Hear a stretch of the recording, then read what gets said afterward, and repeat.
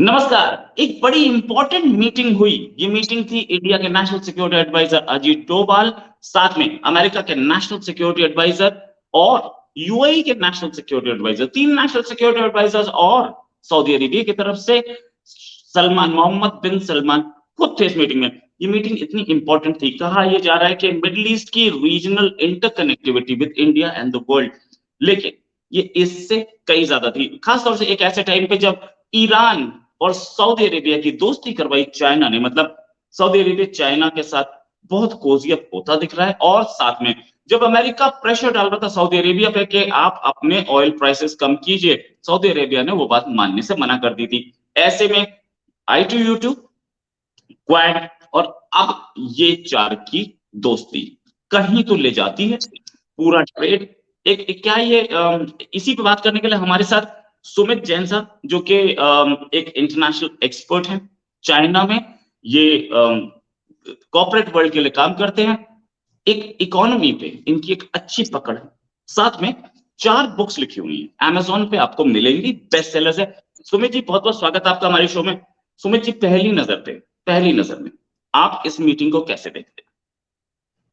रोहित भाई, आपने इस मीटिंग को आप आइसोलेशन में मत देखिए। You have to see things, dots को जोड़ना पड़ता है। जब आप जियो पॉलिटिकल की बात करते हैं या पॉलिटिक्स की बात करते हैं, वर्ल्ड अफेयर्स की बात करते हैं, आपको आइसोलेशन में काम नहीं करना, हर एक डॉट को जोड़ना है। पहले आप देखिए, अजीत डोभाल कहाँ मिले आपको? ईरान में। वहां पे बात क्या करने गए हैं? इंडियन रुपी में बात करने गए हैं। अजीत डोभाल साहब इकोनॉमी की बात कब से करने लगे? सही बात, राइट। सही बात। उसके बाद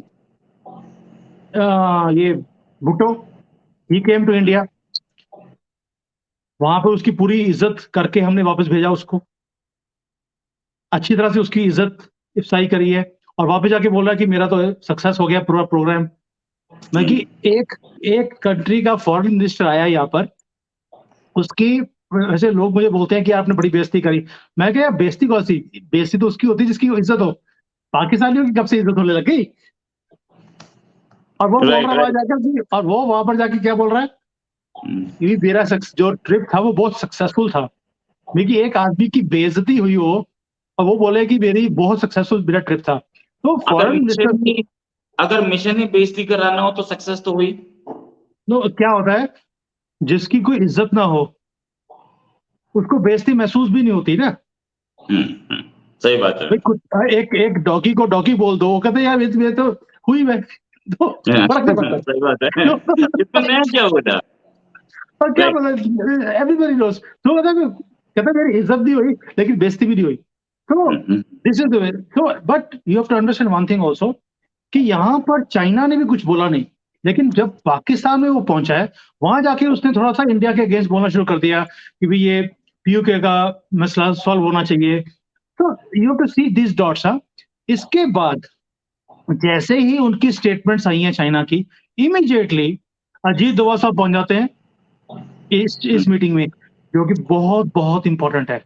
नेशनल सिक्योरिटी एडवाइजर का इतना स्ट्रॉन्ग मीटिंग्स आज तक कभी हुई नहीं है, जिसमें अमेरिका बैठा है, सऊदी अरेबिया बैठा है और यूएई बैठा है।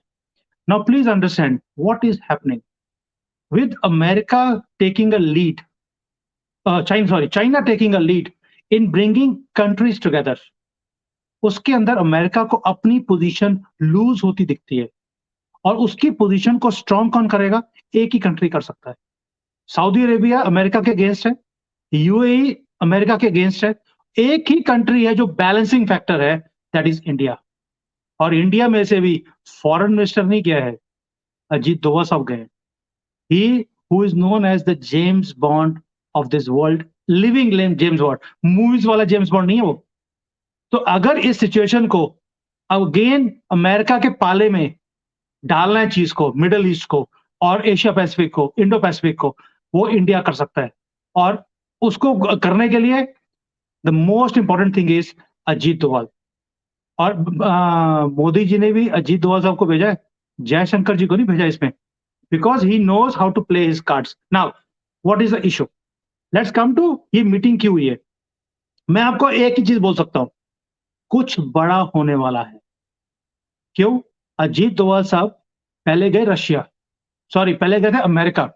अमेरिका से गए वो रशिया, रशिया के बाद गए ईरान, अभी सऊदी अरेबिया।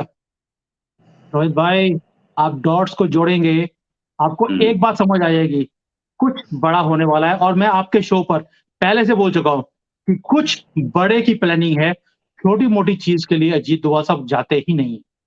आप कभी भी अजीत डोभाल जी की हिस्ट्री देखेंगे, उन्होंने छोटे मुद्दे में कभी हाथ ही नहीं डाला। जब कुछ बहुत बड़ा 370 हटना था, एक ही आदमी को मालूम था और एक ही आदमी की गारंटी थी कि आप कर दो, मैं बैठा हूं। और राइट, मोदी जी ने भी उसके कहने पर काम कर दिया। तो अभी भी अजीत डोभाल साहब के पास एक ही काम दिया हुआ है, तो मुझे मेरी इंटरनल इंफॉर्मेशन है इंडिया से, अजीत डोभाल के साथ के पास एक ही काम है, पाकिस्तान के 4 टुकड़े करने हैं। He is working only on one project. और ये 4 मीटिंग्स, 4 टुकड़ों की निशानी मुझे दिख रही है। आप मेरे से आज लिखवा लो, पाकिस्तान के 4 टुकड़े करने के लिए 4 मीटिंग्स हो चुकी हैं। And one more thing I want to tell you, there was a secret meeting which held in UK about 6 months back. उसके अंदर अमेरिकन, ब्रिटिश, इंडियन ये बैठे हुए थे एंड दे वर डिस्कसिंग। और इंडिया के सीनियर ऑफिशियल्स थे foreign ministry के, दे वर डिस्कसिंग भी जब 4 टुकड़े हो जाएंगे, कौन कौन से हिस्से लेगा। यहां तक की मीटिंग्स हो चुकी है। अमेरिकन बोले हमें बलूचिस्तान चाहिए, इंग्लैंड वालों ने बोला हमें सिंध चाहिए, तो इंडिया ने बोला भाई ये तो हो नहीं सकता, सिंध बिना हिंद पूरा नहीं है, तो हमें सिंध का भी कुछ एरिया चाहिए। तो बोला पीओके का तो सवाल ही नहीं है, वो तो हम ले ही जाएंगे। खैबर पख्तूनख्वा वो कहते हैं कि अफगानिस्तान वाले ले जाएंगे। So negotiations have already taken place कि जब इस कंट्री के 4 टुकड़े होंगे तो कौन सी कंट्री कौन सा हिस्सा लेकर जाएगी। यहां तक की नेगोशिएशंस हो चुकी हैं on paper. There are secret documents available for that, which is I'm giving you now on live, but without proof. मेरे पास प्रूफ नहीं है, but this is inside news कि इवन 4 टुकड़े के बाद क्या होगा, अजीत डोभाल साहब ऑलरेडी काम कर चुके हैं। So this meeting is super super important. Right. हो सकता है कि पाकिस्तान ऑक्यूपाइड कश्मीर लेने की भी प्लानिंग चल रही हो कहीं पर। देखिए, मैं डायरेक्टली कुछ बोल नहीं सकता, इनडायरेक्टली मैंने बता दिया कि 4 टुकड़ों के लिए 4 मीटिंग्स और किन के साथ हुई हैं। दीज आर दो super powers who have interest in this area. देखिए रोहित भाई, मिडल ईस्ट की प्रोग्रेस एंड पीस की बात हो रही है और उसके अंदर पाकिस्तान नहीं है। आपको समझ नहीं आता इसमें कि पाकिस्तान जिसका रोल डिस्टेबलाइज करने में मिडल ईस्ट को सबसे बड़ा रोल उसने अदा किया है पिछले 30-40 सालों में। जो वॉर ऑन टेरर था, it was not on war on terror, it was making money. They were taking money from Americans.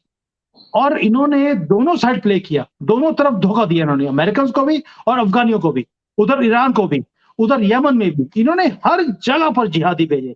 तो आज की डेट में अगर हम पीस की बात कर रहे हैं, प्रोग्रेस की बात कर रहे हैं, वो भी मिडल ईस्ट में, उम्मा की जगह में। और जो उम्मा का सरदार है, जो बना फिरता पूरी दुनिया में, उसको पूछा तक नहीं किसी ने। इवन सऊदी अरेबिया, यूएई ने भी बुलाया नहीं कि यहाँ की तरक्की के लिए और पीस के लिए we call them. Don't you understand what is happening behind the scenes. और जो हमारे जवान 2 बार 5-5 लोग शहीद हुए हैं ना, ये उसके बाद देखेंगे ये मीटिंग्स और तेज हो जाएंगी। मैंने आपके शो में पहले भी बोला था, आप इंतजार करो, फुल एंड फाइनल का इंतजाम है इस बार। Full and final, once and for all, बहुत हो गया। और ये जो जयशंकर जी ने अपनी स्टैंड लिया इस बार, इनका जो पप्पू आया था यहाँ पर, सलमा, उसके साथ जो हालत की है भी, इतनी बुरी तरह से तो कोई, क्या बोले अब, मैं कि वर्ड भी यूज नहीं करना चाहता, इतनी बुरी हालत है कोई लेता भी नहीं किसी की, वो हालत है। They have really ripped them apart, top to bottom, and sent them bruised. भी नाक से खून भी निकले, जख्म भी दिखे, वो हालत है। और उसी के लिए वापस जाकर उन्हें चाइनीज जो एम्बेसडर था, फॉरेन मिनिस्टर था, उससे स्टेटमेंट दिलानी पड़ी सिर्फ इसलिए कि इनकी फेस सेविंग हो सके, नथिंग एल्स। वो भी मजबूरी में चाइना को देनी पड़ी। और मैं आपके शो पे पहले बोल चुका था, पाकिस्तान चाइना के लिए मजबूरी बन गया है, बिकॉज चाइना को अब एक ऑल्टरनेट रूट चाहिए, वो अफगानिस्तान से ही मिल सकता है, वो पाकिस्तान से नहीं जाएगा। पाकिस्तान में जो होना था हो चुका, अभी वो लेके जाएंगे through Afghanistan, Iran and then to middle east. So please understand, Pakistan is history, China has given up. China के लिए Pakistan is a useless country and for the world also. और ये दुनिया समझ चुकी है। ये जो मीटिंग्स हैं, ये पाकिस्तान के टुकड़े करने की एक निशानी है, एक कदम है। ये अजीत डोभाल है, बिना किसी बड़ी गेम के जाते नहीं है कहीं। आपने कभी सुना है अजीत डोभाल साहब कहीं जा रहे हो, मीटिंग्स कर रहे हो? He is a secret worker behind the scenes, and if this meeting is coming out means it is something big happening. Right, मतलब ये भी चांसेस बहुत ज्यादा हैं कि पीओके लेने की तैयारी हो, क्योंकि बहुत दिन से ये बातचीत चल रही थी। हमारे हमारे हमारे मिनिस्टर्स बार बार, अभी 2 दिन पहले जयशंकर साहब ने भी यही बोला कि पाकिस्तान से सिर्फ ये बात करेंगे कि पीओके कब खाली कर रहे हो। अगर इतना बड़ा प्लान नहीं है कि पाकिस्तान पे अटैक करके उसे 4 टुकड़ों में तोड़ा जाए या जहां जहां डाला जाए, तो पीओके लेने की तैयारी तो जरूर दिखती है। ये जो पूरी प्लानिंग है, ये प्लानिंग हुई कहाँ है? ये भी एक बहुत इंपॉर्टेंट चीज है। ये हुई है सऊदी अरेबिया में, जहां पर पाकिस्तान के फॉर्मर आर्मी चीफ राहिल शरीफ बैठते हैं, जो कि 41 कंट्रीज की आर्मी के काउंटर टेरर डिपार्टमेंट को हेड कर रहे हैं। उन्हें भी पता लगी होगी और पाकिस्तान को भी भनक पड़ी होगी कि ऐसी मीटिंग हुई है, सबको पता है, no doubt about it. Raheel Sharif और शरीफ खानदान, जो कि पाकिस्तान का प्राइम मिनिस्टर इस समय, वजारत उज़्मा बोलते हैं उसको, वो उनके हाथ में है। तो खबरें तो आई होंगी, लेकिन जहां पे राहिल शरीफ बैठे, वहां पर अगर ऐसी प्लानिंग हो रही है, तो क्या आपको लगता है कि ये मिडिल ईस्ट ऐसी सूरत हाल में हम पीओके में घुसे और उसको लें, तो क्या ऐसे सूरत हाल में मिडिल ईस्ट हमें सपोर्ट करेगा? देखिए रोहित भाई, आप कुछ महीने पहले जाइए, आपने सुना होगा कि यूएई एंड सऊदी अरेबिया दोनों ने पाकिस्तान को बोला था पीओके को पीओके को भूल जाओ, इसकी बात करना बंद करो, don't talk about PoK, talk about development, this is history. Means उन्होंने भी पाकिस्तान को एक कोडेड लैंग्वेज में ऑलरेडी बोलना शुरू कर दिया, PoK is history, it is gone, it's a done case, ये तो जाएगा ही जाएगा। और आप इंडिया की स्टैंड देखिए, इतनी स्ट्रॉन्ग स्टेटमेंट आज तक कभी भी हमारे मंत्रियों ने, हमारे पीएम ने, हमारे डिफेंस मिनिस्टर ने और हमारी पार्लियामेंट में इसके ऊपर इतनी स्ट्रॉन्ग स्टेटमेंट्स कभी भी नहीं आई हैं कि भाई इंडिया का तो कश्मीर है, वो तुम्हारे पास है ही है, आप अपनी बात करो, हो हमें कब दे रहे हो। कि पिछले 70 सालों में ऐसी स्टेटमेंट कभी सुनी है आपने? नेवर। नहीं, ये तो मैं भी मानता हूँ, बड़ी स्ट्रॉन्ग गवर्नमेंट आई है। और खास तौर से वो पंजवार का मर्डर जो लाहौर में ही हुआ, 2 गनर मिले थे पंजवार को, खालिस्तान कमांडो फोर्स के चीफ। पिछली सक्सेसिव गवर्नमेंट्स ये काम नहीं कर पाई थी, 8 प्राइम मिनिस्टर ये काम नहीं कर पाए थे, जो किया गया। बड़े स्ट्रॉन्ग डिसीजन लिए जा रहे हैं और बड़े ही इम्पॉसिबल से कामों को एग्जीक्यूट किया जा रहा है। ये भी एक चीज कि पीओ के लेना जो बोल रहे थे, और उस पर अब अमल होता दिख रहा है, कहीं ना कहीं प्लानिंग दिख रही है, ये भी एक बड़ी चीज है। और क्या क्या इससे एक न्यूक्लियर कॉन्फ्लिक्ट होने का डर नहीं है? रोहित भाई, आपने इमरान खान की स्टेटमेंट सुनी है कल परसों की, जब उन्होंने बोला कि भुट्टो के साथ जो कुछ इंडिया ने किया है that is very bad, India को ऐसा नहीं करना चाहिए था, हम आपके मेहमान थे, आप एक स्ट्रॉन्ग बिगर कंट्री हैं। ये चीज आज तक कभी भी पाकिस्तानियों ने के मिनिस्टर से, अब एक्स प्राइम मिनिस्टर या प्राइम मिनिस्टर से आपने कभी सुनी नहीं होगी कि Hindustan bigger and stronger country है। They have always said we are at par with India and Pakistan. Rather they were used to think कि ये हमारे से हायर हैं। आज उन्होंने ओपनली एडमिट कर लिया कि we are much stronger than them. पहली बात तो ये। दूसरा, as far as nuclear conflict is concerned, Pakistan की औकात ही नहीं है कि वो अपना न्यूक्लियर एसेट्स को यूज भी कर सके। उसका रीजन बता देता हूं मैं आपको। पहली बात ये कि उनके न्यूक्लियर एसेट्स, मेरा अपना मानना है, इनके कंट्रोल में ही नहीं है। इसके जो सिस्टम्स होते हैं इसको चलाने के लिए, that is not in their control. Because पहली बात, ये न्यूक्लियर बॉम्ब इन्होंने बनाया ही नहीं था, it was just taken from China. China ने इनको खैरात में दे दिया था दिखाने के लिए, और इन्होंने वहां से लेके उसको फोड़ दिया। नहीं तो 15 दिन के बाद पाकिस्तान टेस्ट भी कर ले, इंडिया के करने के बाद पॉसिबल नहीं है भाई। इनके पास दिमाग कहाँ है? दुनिया के सबसे ज्यादा गधे तो यहीं मिलते हैं। मैंने पहले ही न्यूक्लियर बताया आपको। टेस्ट, ये तो अटल जी ने ही बोला था, न्यूक्लियर टेस्ट ये 20 दिन में नहीं बनता, कई साल लगते हैं बनाने में। तो सही लगते हैं। तो अगर इन्होंने 15 दिन के बाद कर दिया, because it is well known कि जो उनका खान था, जो वो चाइना गया था, वहां से टेक्नोलॉजी लेके, टेक्नोलॉजी क्या लेके आनी है, बम उठाया, फोड़ दिया, under the supervision of Chinese, that's all. तो पहली बात ये है कि इनके पास है भी या नहीं है, इसके ऊपर भी गारंटी नहीं है। सेकेंडली, अगर आपने इनके मिनिस्टर्स की बात सुनी हो, वो क्या बोलते हैं हमेशा, हमारे पास पाव पाव के न्यूक्लियर बॉम्ब है। आपने कभी सुना है कि पाव पाव के न्यूक्लियर बॉम्ब होते हैं? जो वो हम तो दिवाली पे स्ट्रीट दिवाली पे फाइटर उड़ाते करते हैं ना, हैं। जो हम दिवाली पे पटाखे उड़ाते हैं, इनको लगता है ये न्यूक्लियर बॉम्ब भी है, क्योंकि इन्होंने बेचारों ने कभी उसमें तो पता नहीं कि वो किसी टिकटॉकर को भी न्यूक्लियर बम बोल सकते हैं, भरोसा नहीं था उनका। देखिए, मैं उनको बहुत सीरियसली लेता हूँ, क्योंकि 5-6 बार मंत्री रह चुके हैं। इतने बड़े अच्छा, बेवकूफ तो नहीं हो सकते कि ऐसे बेवकूफ को वो मंत्री 5-6 बार बना दे, ये भी पॉसिबल क्या नहीं है। पता, क्या पता हलीम शाह का नंबर न्यूक्लियर बम के नाम से सेव किया हो, तो वो भी तो हो सकता देखिए, है, उनका भरोसा नहीं है, वो कुछ भी कर सकते हैं। चलिए अब हम हरीम शाह की बात नहीं करते।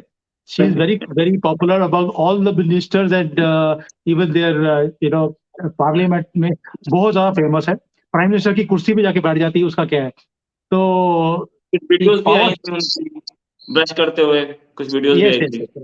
Yes. Hmm. So let's talk about nuclear powers. Pakistan की औकात ही नहीं है अपने न्यूक्लियर बॉम्ब्स को यूज करने के लिए। पहली बात ये, मुझे लगता है उनके पास न्यूक्लियर बॉम्ब होगा ही नहीं। अगर होगा भी तो इतने साल पुराना वो बनाया हुआ है, वो भी चाइनीज, मेड इन चाइना, वो तो वैसे ही जंग लग गया होगा उसको, वो चलेगा भी नहीं, और चलेगा भी तो जहां से निकलेगा वहीं फट जाएगा। हम्म। तो अगर ये यूज भी करेंगे तो it is good for us only. कुछ कुछ उग्रवादी जो है वहां पर, जिहादी, वो खत्म ही होंगे। इंडिया के ऊपर न्यूक्लियर बॉम्ब फेंकने की औकात नहीं है इनकी। बिकॉज उसका राइट। एक और रीजन भी है, अगर इन्होंने कोशिश भी करी, मरता नहीं करते वाली बात हम कहते हैं, देन इंडिया के पास ऐसी टेक्नोलॉजीज हैं too, our radar systems are so strong कि हम देख सकते हैं कि कहां से कौन सी मिसाइल आ रही है, और उसे वहीं पे दफनाने का हिम्मत भी रखते हैं, और टेक्नोलॉजी भी है हमारे पास। So I do not fear a nuclear conflict between India and Pakistan. Yes, one thing is for sure, 4 टुकड़े हम बहुत जल्दी, रात को 8 बजे पता लगेगा भाइयों बहनों, पाकिस्तान के 4 टुकड़े हमने कर दिए। एंड हमें खबर भी नहीं पता लगेगी कि इतनी जल्दी कैसे हो गया। Look, fault lines of Pakistan are very strong. आज की डेट में जुडिशरी डिवाइडेड है, मिलिट्री पहली बार डिवाइडेड है, आईएसए को समझ नहीं आ रहा कि हमें क्या करना है, पॉलिटिकल डिविजन्स है, कंट्री में डिविजन्स है, कोई भी प्रोविंस एक दूसरे से बात करने को इंटरेस्टेड नहीं है। भाई बलोचिस्तान वाले पंजाबियों को लाइक नहीं करते, खैबर पख्तून वाले बाकियों को लाइक नहीं करते, सिंध वाले बोलते हैं हमें किसी की जरूरत नहीं है। So you have to understand one thing, इतने डिविजन्स हो मल्टीपल लेवल्स पर। आज तक कभी आपने कंट्री में डिविजन देखी थी, लेकिन आर्मी में डिविजन्स, जुडिशरी में डिविजन्स, पॉलिटिकल डिविजन्स समझ आती हैं। सो जब इतने डिविजन्स हो, और एक ही कॉमन फैक्टर है पूरी पूरी मिनिस्ट्री में, पूरी कंट्री में, हरीम शाह, वो सबकी चहेती है, और कुछ भी चहेता नहीं है इनकी कंट्री में, कॉमन नहीं है कुछ भी। आप सोच के देखिए, how can a country with so much divisions survive? And this right. Is the best time. Icing on the cake is, इनके जो आर्मी है उन्होंने पहले डिक्लेयर कर दिया कि हमारी जंग लगी हुई फौज है, तेल के पैसे नहीं है, तेल भी नहीं है, पैसे कंट्री के पास नहीं है, डिविजन्स पूरी कंट्री में हर लेवल पर है। So how do you think they are going to survive? A mighty power like India and a powerful prime minister like Modi ji. You tell me, how can they survive? मैं आपको लेके जाऊंगा 50 साल पीछे। जब 1971 war हुई थी, उससे पहले भी इंदिरा गांधी ने ऐसे ही कई कंट्रीज की विजिट की थी, चाहे वो सऊदी हो, चाहे वो सोवियत यूनियन हो, या अमेरिका हो, या यूरोप के कई कंट्रीज हो। कुछ उसी तरीके की विजिट इस समय भी दिख रही है। क्या वो रजौरी अटैक का रिटेलिएशन आने वाला है जल्दी ही, ऐसा आपको लग रहा है क्या? रोहित भाई, 1971 में और आज की डेट में बहुत फर्क है। उस वक्त अमेरिका का जो स्टैंड था वो पाकिस्तान की तरफ बहुत ज्यादा झुका हुआ था, हमारी तरफ नहीं था। और हम 1962 में देख चुके थे कि अमेरिका ने हमें प्रॉमिस किया था सपोर्ट के लिए अगेंस्ट चाइना, पर उन्होंने नहीं किया। So that is why India was asking for support from the whole world. लेकिन आज की डेट में इंडिया की सिचुएशन और 1971 की सिचुएशन में जमीन आसमान का फर्क है। आज हमारी रिलेशनशिप्स हम नहीं चाहते, अब वो हमारे पास आते हैं। यू सी द डिफरेंस, पहले हम जाते थे, अब वो आते हैं। That shows our strength. Second, उस वक्त हमारी एक ट्रांजैक्शनल रिलेशनशिप थे। आज मोदी जी ने 1-to-1 heart to heart relationship है, and everybody wants to become part of Indian success story. We are the most young and populous country in the world.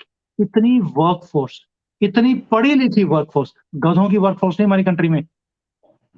और जो गधे जहां पे मिलते थे वो योगी जी ने ऑलरेडी खत्म करने शुरू कर दिए हैं। बाकी जो है पढ़े लिखी वर्कफोर्स है हमारी। इसका एडवांटेज पूरा दुनिया ले सकता है। जब पूरे दुनिया में रिसेशन है, हमारी कंट्री में आबादी है। आबादी मीन्स तरक्की भी है और पॉपुलेशन भी है। So the world wants to come here, our situation is different. और मुझे लगता है कि ये सबसे ज्यादा स्ट्रॉन्ग पोजीशन आज की डेट में इंडिया में है। पहले मीटिंग्स में और आज की मीटिंग में फर्क है। आज अगर मीटिंग्स हो रही हैं वो सॉल्यूशन की तरफ है, और मोदी जी जो है वो कहते हैं परमानेंट सॉल्यूशन करूंगा मैं। He is not going to just go and attack, जैसे बालाकोट में कर दिया, उड़ी में कर दिया। ये ऐसा कुछ भी नहीं होगा। वो हमने एक्सपेरिमेंट करना था। दुश्मन को नापने के लिए ये एक्सपेरिमेंट करने जरूरी होते हैं। तो ये हमारे प्लेन गए काम करके आगे, इनको पता भी लगा नहीं, अगले दिन इन्होंने रिएक्शन दिया जाकर। दैट मीन्स 24 आवर्स का तो रिएक्शन टाइम है इनका। इतने कम समय में तो हम तुर्की में जाके उनकी सहायता भी करके आ गए थे अर्थक्वेक में। We, after 2 hours, when the earthquake came, our plane had already flown with the material. इतने बड़े जहाज को भरकर हम उड़ा भी ले गए, और ये 24 घंटे सोचते रहे कि करना क्या है। So you have to understand, हमने इनकी प्रिपेयर्डनेस, इनकी टेक्नोलॉजी की स्ट्रेंथ हमने नाप ली है। और तीसरी हमने नापी थी जब हमारा गलती से एक ब्रह्मोस चला गया था। 2 दिन के बाद पता लगा था इनको कि एक ब्रह्मोस आया है इनके पास। So you have to understand, इनकी तरक्की कह दिया, तरक्की कहाँ करते हैं ये लोग। इनकी जो औकात है वो हम नाप चुके हैं। और good thing is, first time Muslim world is with India, not with Pakistan. First time in the history we are closer to middle east than Pakistan, and that shows our strength, that shows our position in the world, and that shows what we can do. As far as ये टुकड़े writing on the wall है, ये टुकड़े होकर रहेंगे। Right और ये भी कि मिडिल ईस्ट भी पहली बार पाकिस्तान से ज्यादा इंडिया का करीबी बन रहा है। Yes. और जो हमारे I2U2 और ये वाला मीटिंग्स जो हैं, ये सारी मीटिंग्स देखें, रशिया में मीटिंग, अमेरिका में मीटिंग्स, इन मीटिंग से ये तो पता लगता है कि एक स्ट्रॉन्ग जवाब जल्दी ही आ सकता है।